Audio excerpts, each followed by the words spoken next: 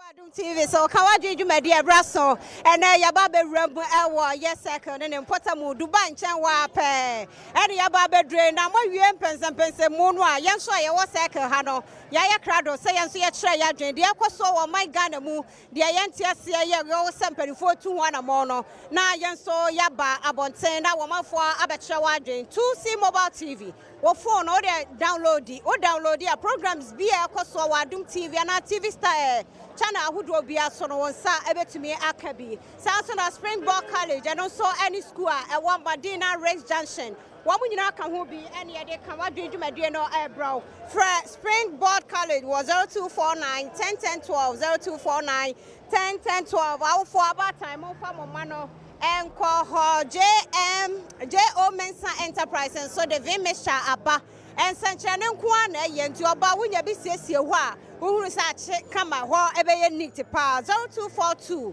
201 110 0242 201 110 na JO Mensa Enterprise so no amakasa University of Education Winneba campus no admission no ekoso nti hye no so na pick forms na ene mpanifo eni enko mo kan wadwen ebraso papa ya mo akwa baba Adom TV mejo so mama now you there o second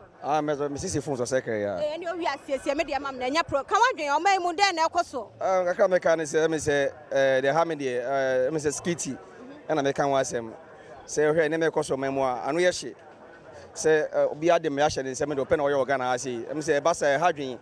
na me say skitty no o ma munye din na me aso nya dwuma man mu ase because mu say me na anu ye mre ti most no bia timi take emla bia hye ne say no do ye do pa bia hwede no de si otamale ya me ti ho asem kra na say am surprise ko bia si pen ma bia sa ko sitamale ye tmen sia no ama na sa ko si e ba sa ye ka say to ba no kwa ma ba no na say amafo bi say hu na won san sere ye te me sense ne me be ko so no mo me tututu ye cause ya mo appointment a hu say ya ma wo lete no wo betuma ko abra ni pani ni ho ba ho timi ko fa nkofo ni wachi enko organize me enko say ne ma abra fata te me de me sense o ma no skiti mu asem na wo hwe ni ye onka ema o ma ne munjo ko me hia me ko bia nkwa hu hia no ma mu ase ena me ko so na no ye hye yada say kawadwen no me ne be ma papa me mo akwa Badwam TV ya na mama yo kawadwen yo me so ma jure kire say o hwe Ghana me mu ha o tu say fi e wo krom ha o hwe bola e wo krom ha pa yade an ye obi wo ha o tumi swap ne wura na da gogo temu nsu ta na na de o ha bebre ba wa na fe second ade ba ko so ha me ne se hwe o mem akukum e wo mem ha want to ne kum police want to ne kum soldier president for want me white na nkofo a ekum sa president no want me kire won no fa mbra kwaso na nye on ti me so na me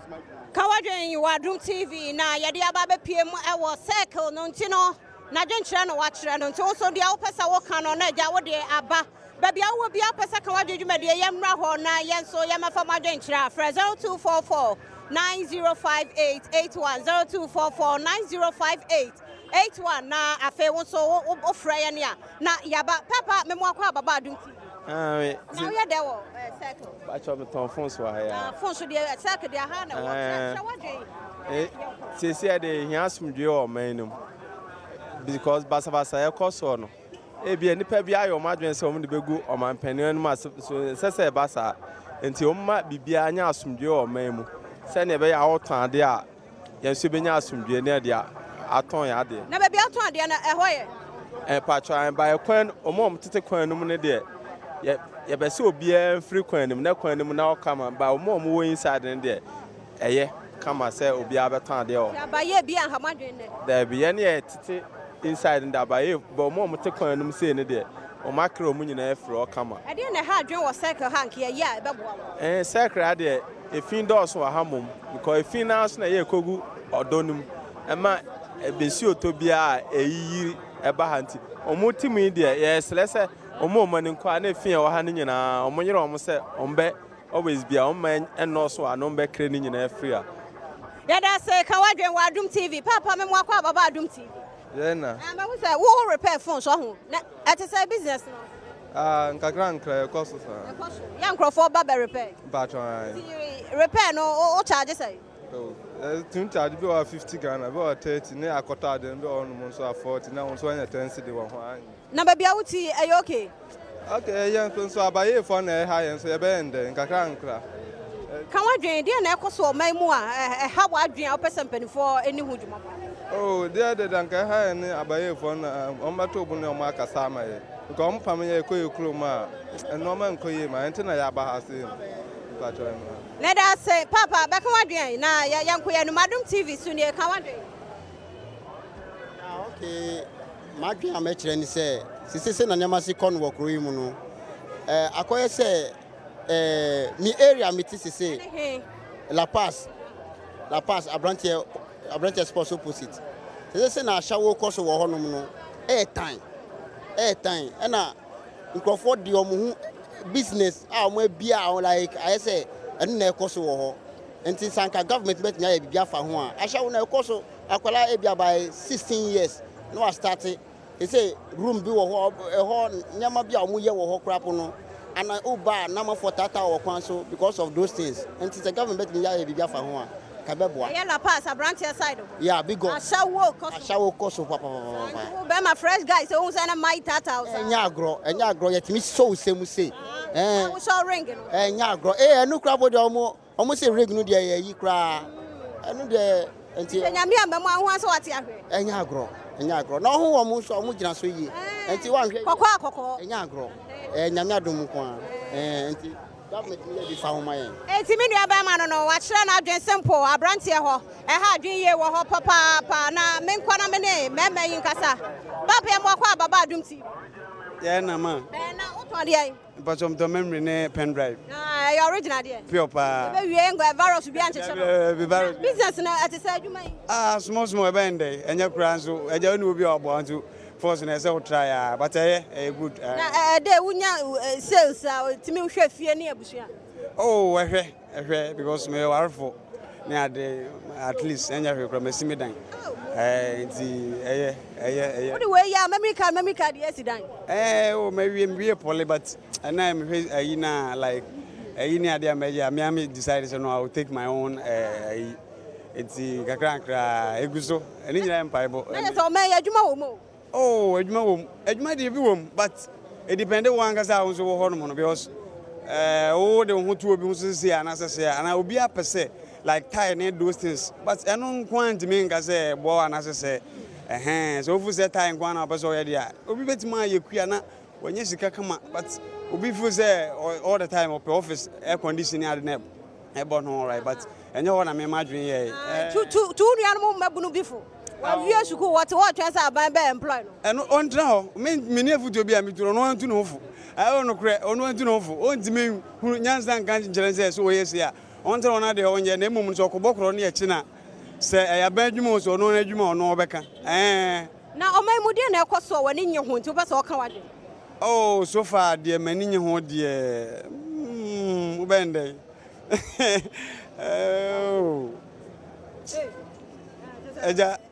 Vanessa, Yara, Kawajan on Wadum TV, and I will run on our Sabre Menya for Bema Biwaha, Obama Yama Aqua Badum TV. Thank you. Now, Chamu Aqua Juma. Now, a Jumane or Memo, what to say? For now, we need a lot of employment for the youth. As you can see, there are a lot of employment. Just look around, look at the guys all moving. If there were to be a job that they can all occupy themselves at this very hour, it will be productive to the nation. So we are pleading the government, especially those in power, to make sure that they work and they should extend hands to all others, not necessarily the party members. Yes, they voted him for Ghanaians, not for only the party members. They should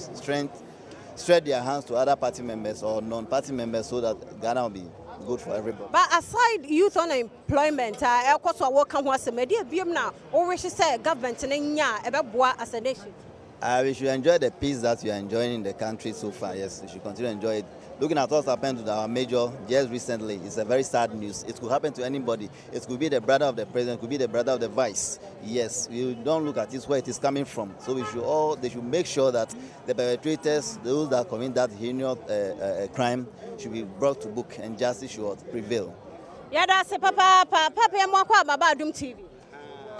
No, I don't understand what I want to. Aye, Casa, I didn't know person or memo. To see, I didn't know say. Your blood about Kuno, we and I wore denture, Obuasino. My joint, oh, sure, I would say like planting.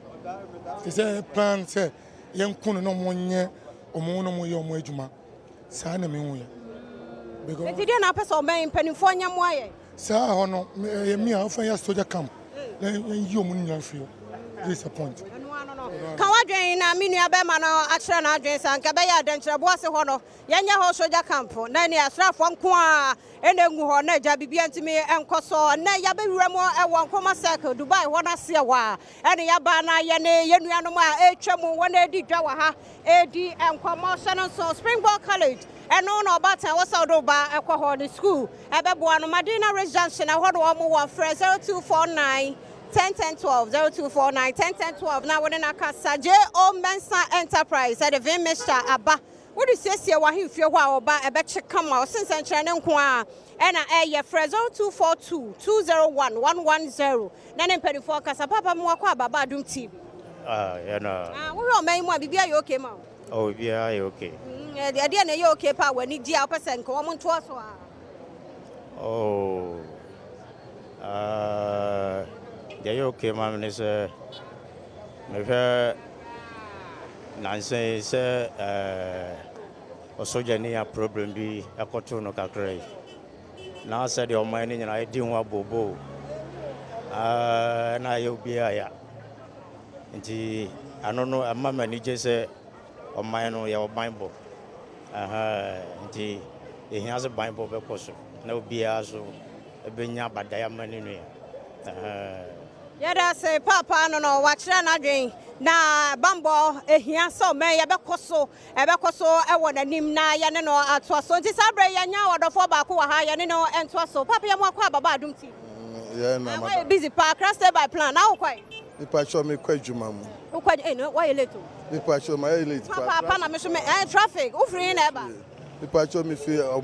friends the malam na eba the traffic wo ampa e dey na ha o man mu a opese nye wanya kwanya wa Adom TV wo betu dwa na aban ene mpelifo ate oh nya ibia mom je say niam e ha en se na ya titi news no se mpelifo didi ska o man mu ni ade ya tisa na e kura ya mhihye ya na afi se bi kura na ye da ya because sika kese ye bo ye so ye dam a se bi kura na niam ko obi timi tam aban cars bi about 5 o de ko hefa ni nyina ye hwe se niam we nim ni ade ya na ha na nonsense dey see what den shahodim na ade say no ade ya hometi bebre na ye de nyame say Ghana penifo so ya fo ni ade o man timi ankoye niam bia nsem fata na di asumdi aba na bibi bia so aye boko nti ye prese sa niam we nim nyina ade e ha ni soja fo betini eku police we betini eku obi atro betini eku sa niam nyina ade e ha yen e ba ni sanso na ade akoye politics so na mche nti no ni ade e ha yen o man mu a sabi ya dwin ho ya ntiase na amom so Ghana nso ani bie no so sabi akakakra so obi ye o man ye ni ade sabi pavement issue ni ade ye se ento ade ukoya ni ade ye politics sa na man nyina ya ade sabi ha nti da ban ye ko abrochire so a o mommra no so ye kodi so ye ba Ghana so a ye mini so ye didi ani ade niam atototo ba bi basa so na nso to na ha ye yankasa so na mje na afi nso ye dan so aya titi mun so rent so enti mun so sorry mun wan na mun kabi man say stray away from 2 years ni me ade na mon gi yes wanya renovation bia o dabi ko afi na ko siesie mun ade a say kura mi ti o ya mi ti o mi favorite to me critical na want to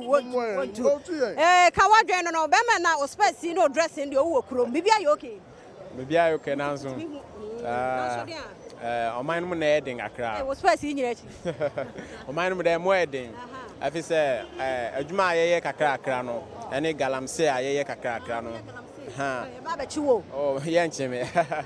na so we your friends o man say enjai adwuma aka oso onbie na ye so youth no yentumi kom na enye ne kakra akra no adwuma no so ebi ni ho na o se enjai nyina etitifie ebia betumi abase bia ebinumo yan robbers asana bia omujai we amro bia na omuye mine kakra akra basisi anu am say enja na entina fie de bia na robin na bia ebesa akoso kwaja se enti yesre o man no na ombua na government no so on fa na ni tu fem na hu de o say ye fata anya se bia on ka say enja adwuma enja yewe me hwa say adwuma bia ni system no aya na very bad ya na make bia maye ya da se papa panti yenu abema no wa we ne se person so mu odene ya hwe ni mo waja aban no nya bibi emfa moa ka wadwe dwumadie wa Adom TV na na ye de aba be pie mu Nkrumah Circle Dubai na se ho pe wona atwam na nya kwan ne ye di nkomo uhu se na obi adwuna wo ka bia ne ye different kura nti na aban ne mpanimfo a mo hwe Adom TV ka wadwe dwumadie no wo so kira wadwen na obi a kire na dwe wo ba bi ne emra na wafre ye beba ho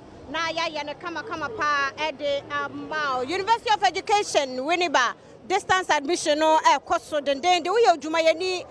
wudi dwa we ye de opese to anwomasua so nko ade a wo University of Education Winneba distance admission na koso 0207 381 668 0207 381 668 na wone mpanifo akasana yeko yanim sa to see mobile TV wam so eboa ene no phone a wukura no download the apps no na se ne TV programs bi akoso no wo benya akonya na so wanya ho ahwe bi papa ya mo akwa baba Adom TV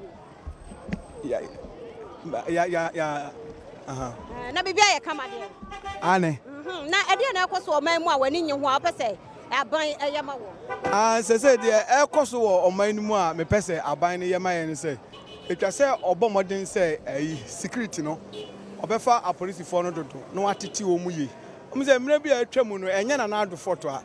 oman ne mpanimfo ne di su ni na ehia wo mu yeto abama wo mu a dom no bedi ebetuo mu kankwa na ehia wo mu omo nwene oman ne ho enti twa se oma security no yetete wo mu ye na timamufo no so eboa security no na enoma bi ewo mu criminal se kwan fa so na ye timamufo no yeboa security fo ne yi wo mu pie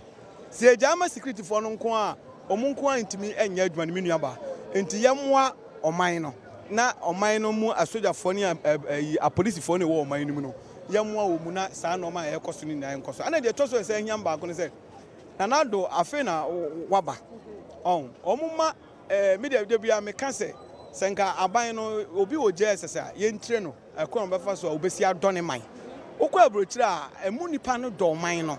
endi so obi di bone a omuyi ni ekire so obi di oman sika ye yi ni kire ade ba akopa e ma Ghana Africa countries ne Ghana yentimi nye ye ba akopa e sika e ko out ke nya se kwa akopa bosia so enti onwe ni ministers na wayi wo oman ni de obetima ye o wa akoma no so na twa se omom ba boa no so obi di bone a twa so yi ni pie na court no ka so obeti sa prosecutor no onya ne ntem wo che ade cha na esai eza amani pa bebre na abamabu oba mi fie ne me namfofo ne o me no mu di nkomo nyina obi timi fra buchire wo se na de na ekoso ache ka wadwen no maame me mo akwa baba Adom TV o maame ka wadwen ma dwen se so gye no mu kunu no sabusan fo so mo da che no de a yeso da che mo so mo wie ne nyame wo na anu akiri na de na ekoso o mamu a wani nye ho pese me bibi ankoso mamu a me ne ngi mu ni nyina ya me fe ni nyina ya ofe maame no waka na dwen simple kra anti ba bi a wo no na wo so watimi abeka wadwen be me ne mfere ka wadwen na wo kwai me kwa djuma wo kwa djuma na ya djuma ben me ne me to phones to phones wa ha na ye phones adjuma yi na ye de ba isi ade ku dwa kra na no mama ye den to na wa wie junior high na wa wie university ama we senior high na want to aso me train me we decent me train say me uni baba okay mo de na ekoso e de na wa wie school wo expect say ye nyama wo by the time results beba wa pass na wo ko wani isi ade on say be ma de edrum pempen so bi at the age of say be obedu be 20 years no don't me call mama say o mama me osika and anything think yes akofo de say ye youth for no o yes obey you know be establish industrial areas amaye no ye transport be ba na eden na ye no mbo ye youth for nyenga dwuma kakanye and generally say ni mra na ye sika kakra enso betimi da support your mama no ade ne da ko school eno ano no ye da se papa ye gina branch e kasa ne na de sire no so ka wa dwumadie ye de wura mu wo Nkrumah Circle Dubai na se wo no ano ne ha na brama kwan na ye de asie din no afia mankwa tamaklo na na yawo director kum ayi wo ye adwuma ni nyina na fruit cameraman papa wo pe fruit adi aya abra no ho ne wonam ni nyina ye fruit wo mo eno mo kasa ye nyina so ye da mo nyina se mo so mo studio ye da se